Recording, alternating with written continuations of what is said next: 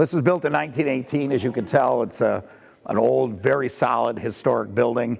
My company only gets involved with historic properties. Kasson Historic Properties developer Paul Warschauer is undertaking a task to revitalize a former school. He says the intention is to create a new housing complex called Water Tower Place. Our plan is for 30 to 32 high-end apartments for seniors.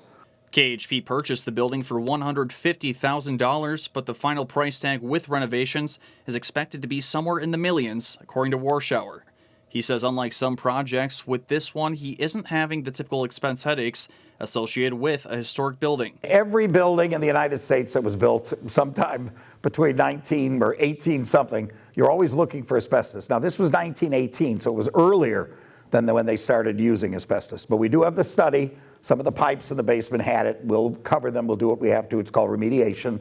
But then the rest of it is fine. There were no oil tanks, thank goodness. There was no gas tanks or anywhere on the building. So that makes it easy for us. So why bother with renovating a building that has been out of use since 2005?